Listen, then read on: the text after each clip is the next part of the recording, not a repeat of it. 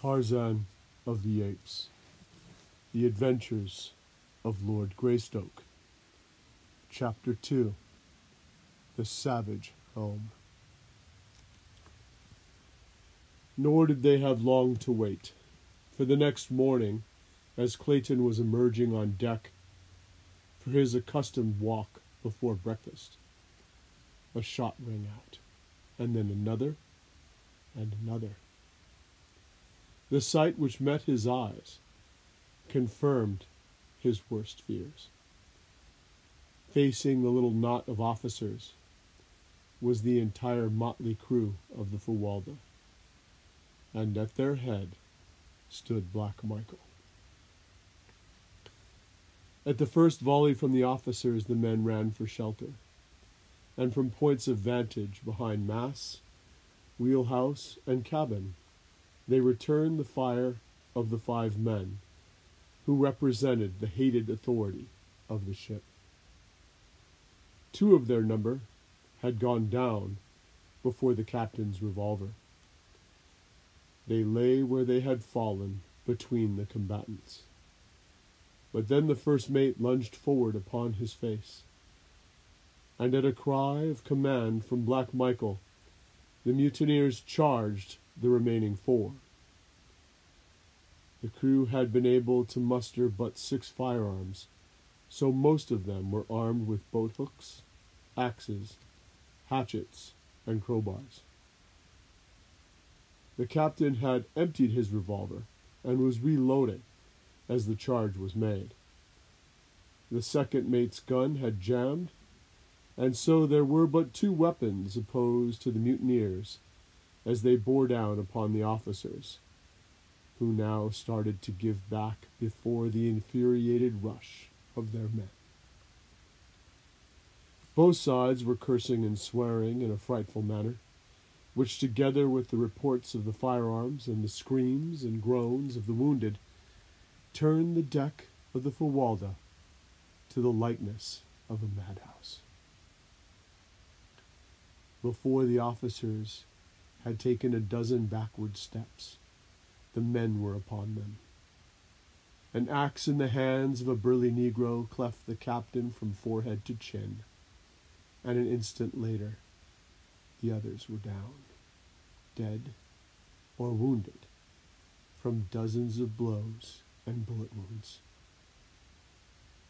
Short and grisly had been the work of the mutineers of the Fuwalda, and through it all John Clayton had stood, leaning carelessly beside the companionway,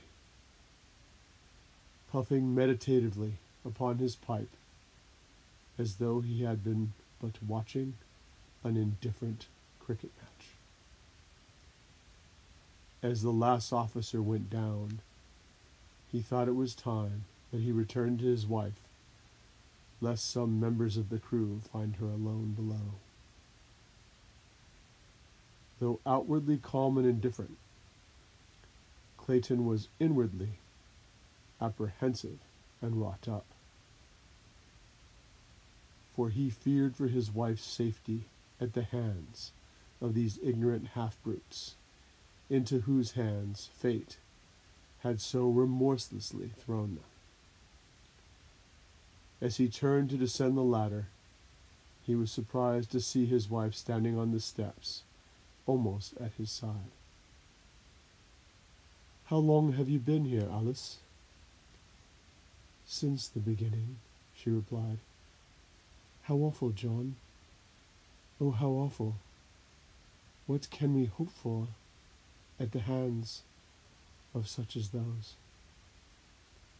"Breakfast, I hope," he answered, smiling bravely in an attempt to allay her fears. "At least," he added, "I'm going to ask them. Come with me, Alice. We must not let them think we expect any but courteous treatment." The men had by this time surrounded the dead and wounded officers, and without either partiality or compassion, proceeded to throw both the living and the dead over the sides of the vessel. With equal heartlessness, they disposed of their own dead and dying. Presently one of the crew spied the approaching Claytons, and with a cry of, "Here's 2 more for the fishes," rushed toward them with uplifted axe. But Black Michael was even quicker, so that the fellow went down with a bullet in his back before he had taken a half-dozen steps.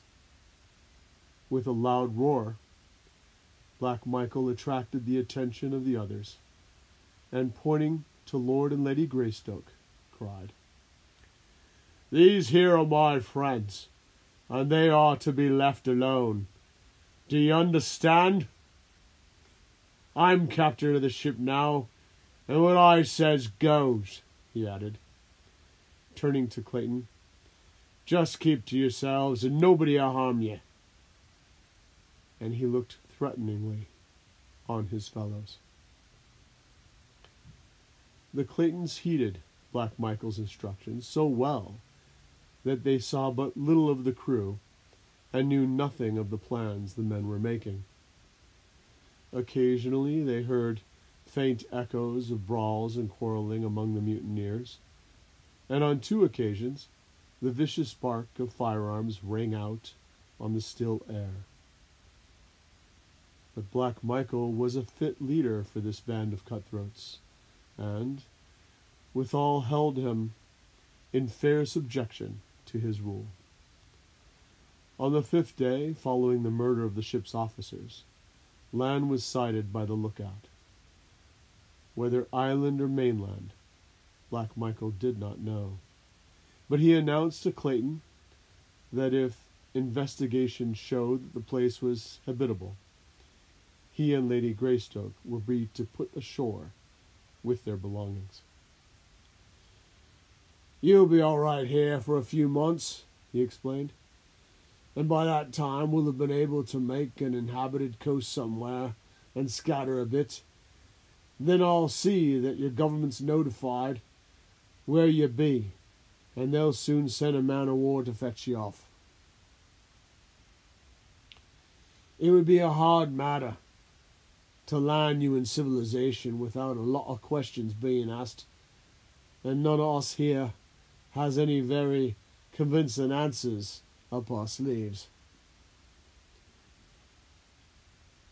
Clayton remonstrated against the inhumanity of landing them upon an unknown shore to be left to the mercies of savage beasts and possibly still more savage men. But his words were of no avail, and only tended to anger Black Michael, so he was forced to desist and make the best he could of a bad situation.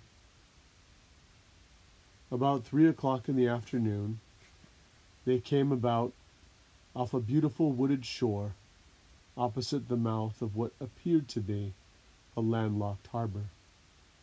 Black Michael sent a small boat filled with men to sound the entrance in an effort to determine if the Fawalda could be safely worked through the entrance. In about an hour they returned and reported deep water through the passage, as well as far into the little basin. Before dark, the barkentine lay peacefully at anchor upon the bosom of the still, mirror-like surface of the harbor. The surrounding shores were beautiful with semi-tropical verdure, while in the distance the country rose from the ocean, in hill and tableland, almost uniformly clothed by primeval forest. No signs of habitation were visible, but that the land might easily support human life was evidenced by the abundant bird and animal life, of which the watchers on the Fawalda's deck caught occasional glimpses, as well as by the shimmer of a little river which emptied into the harbor, ensuring fresh water in plenitude. As darkness settled upon the earth, Clayton and Lady Alice still stood by the ship's rail in silent contemplation of their future abode.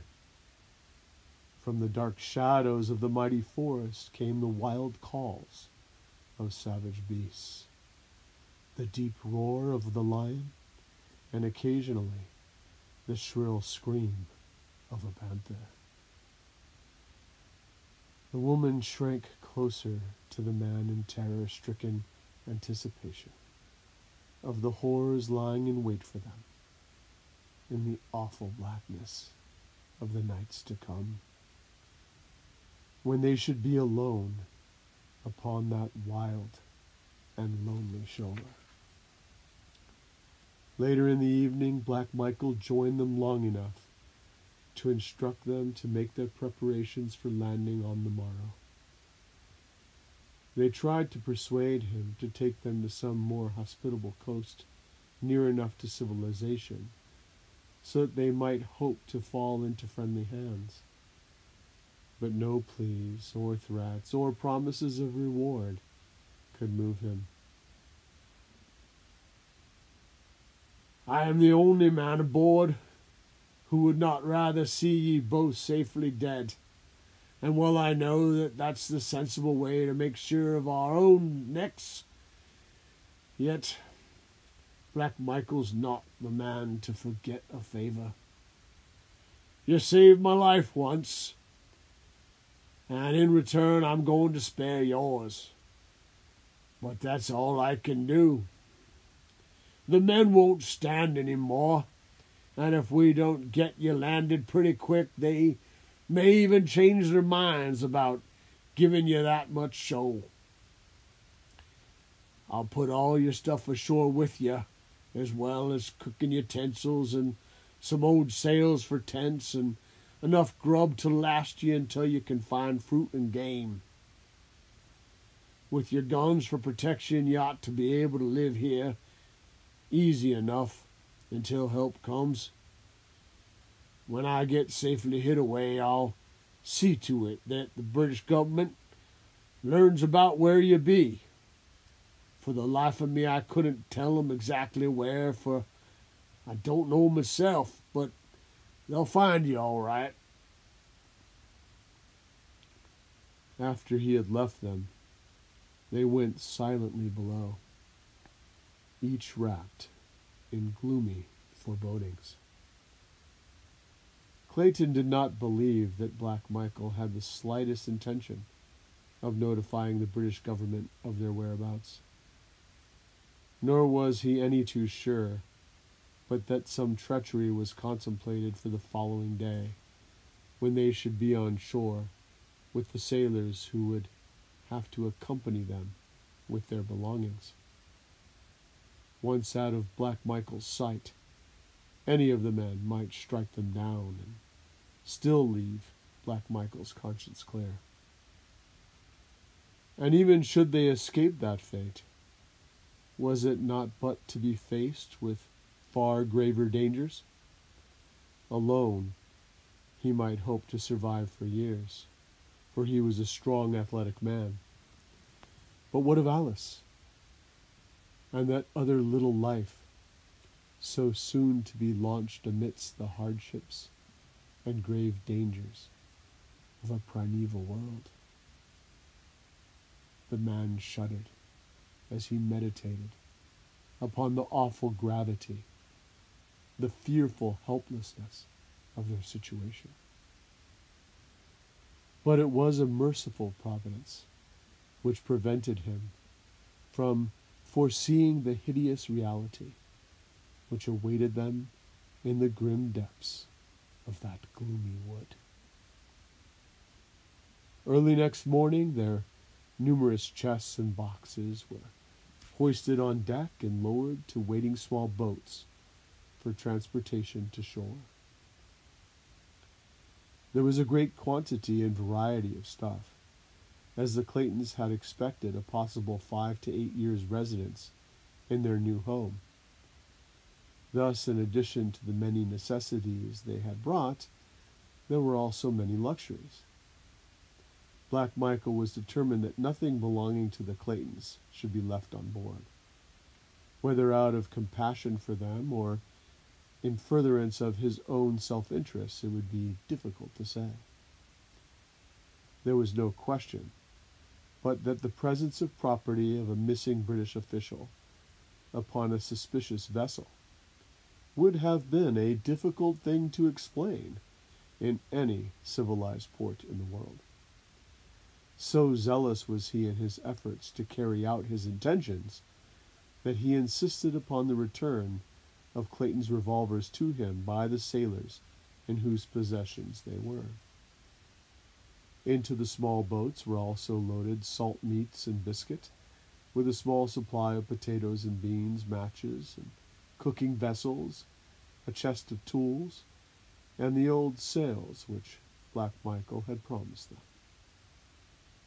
As though himself fearing the very thing which Clayton had expected, Black Michael accompanied them to shore, and was the last to leave them when the small boats, having filled the ship's casks with fresh water, were pushed out toward the waiting for Walter. As the boats moved slowly over the smooth waters of the bay, Clayton and his wife stood silently, watching their departure. In the breasts of both a feeling of impending disaster and utter hopelessness. And behind them, over the edge of a low ridge, other eyes watched. Close-set, wicked eyes, gleaming beneath shaggy brows. As the Fuwalda passed through the narrow entrance to the harbor and out of sight behind a projecting point, Lady Alice threw her arms about Clayton's neck and burst into uncontrollable sobs. Bravely had she faced the dangers of the mutiny. With heroic fortitude, she had looked into the terrible future. But now that that horror of absolute solitude was upon them, her overwrought nerves gave way, and a reaction came. He did not attempt to check her tears. It were better that nature have her way in relieving these long-pent emotions. And it was many minutes before the girl, little more than a child she was, could again gain mastery of herself. "Oh, John," she cried at last, "the horror of it! What are we to do? What are we to do?" "There is but one thing to do, Alice." And he spoke as quietly as though they were sitting in their snug living room at home. "And that is work. Work must be our salvation. We must not give ourselves time to think, for in that direction lies madness. We must work and wait. I am sure that relief will come, and come quickly, when once it is apparent that the Fuwalda has been lost, even though Black Michael does not keep his word to us." "But John, if it were only you and I," she sobbed, "we could endure it, I know, but—" "Yes, dear," he answered gently. "I have been thinking of that. But we must face it, as we must face whatever comes, bravely and with the utmost confidence in our ability to cope with the circumstances, whatever they may be. Hundreds of thousands of years ago, our ancestors of the dim and distant past faced the same problems which we must face, possibly in these same primeval forests. That we are here today evidences their victory. What they did, may we not do? And even better? For are we not armed with ages of superior knowledge? And have we not the means of protection, defense, and sustenance which science has given us, but of which they were totally ignorant. What they accomplished, Alice, with instruments and weapons of stone and bone, surely that may we accomplish also. Ah, John, I wish that I might be a man with a man's philosophy, but I am but a woman, seeing with my heart rather than with my head, and all I can see is too horrible, too unthinkable to put into words. I only hope you are right, John. I will do my best to be a brave primeval woman, a fit mate for the primeval man.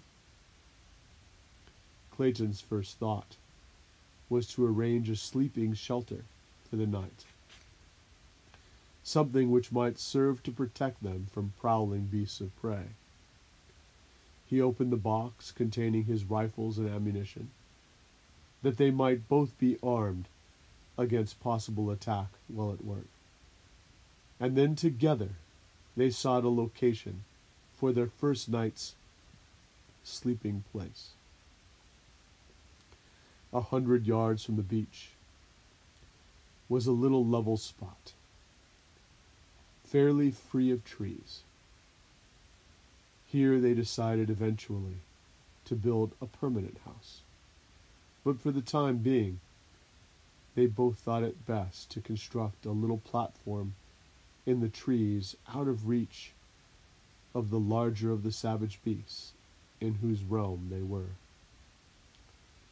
To this end, Clayton selected 4 trees, which formed a rectangle about 8 feet square, and cutting long branches from other trees, he constructed a framework around them. About 10 feet from the ground, fastening the ends of the branches securely to the trees by means of rope, a quantity of which Black Michael had furnished him from the hold of the Fuwalda. Across this framework, Clayton placed other smaller branches quite close together.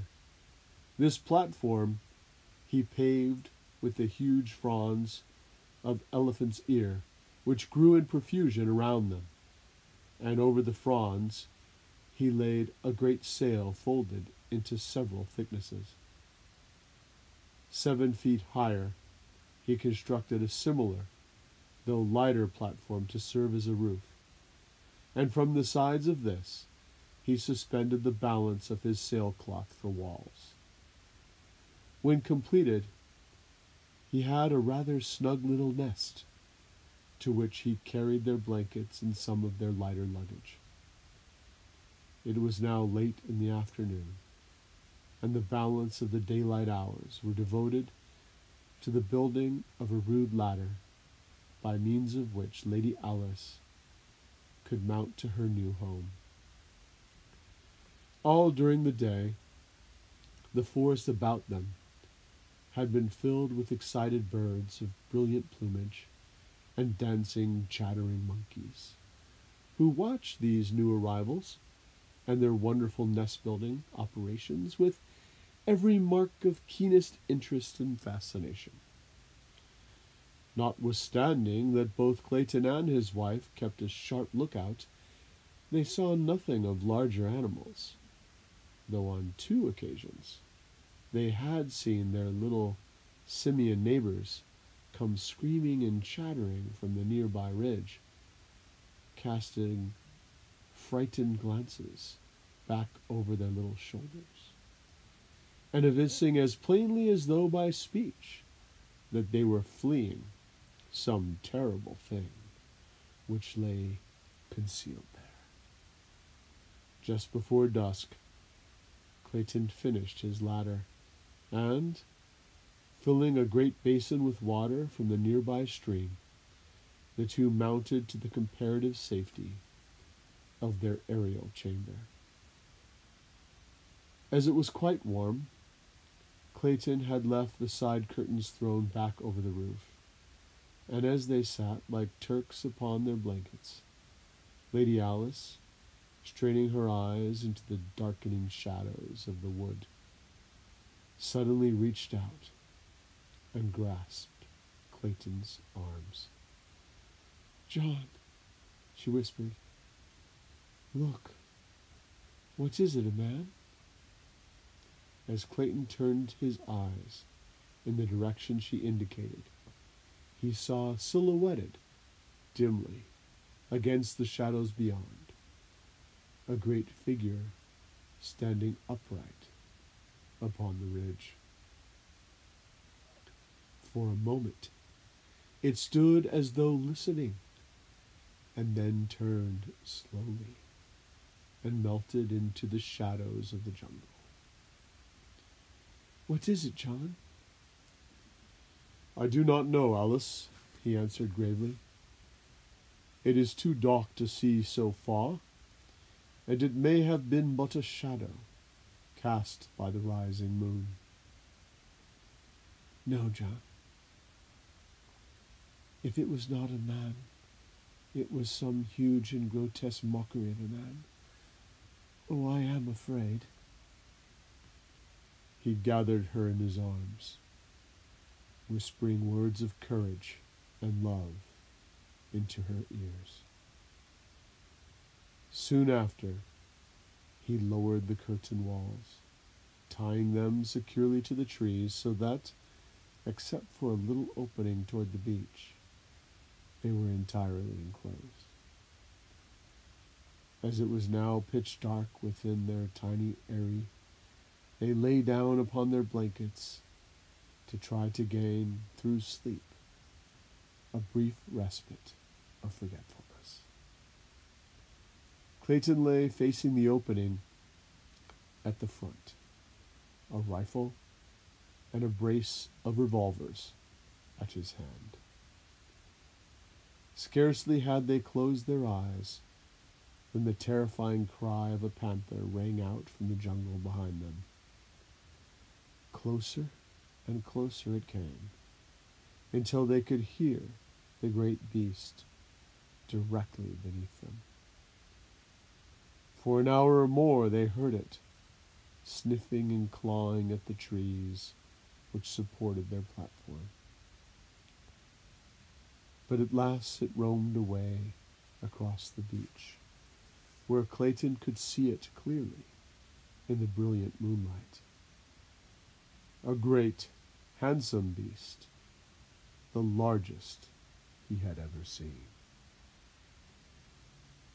During the long hours of darkness, they caught but fitful snatches of sleep, for the night noises of a great jungle, teeming with a myriad animal life, kept their overwrought nerves on edge,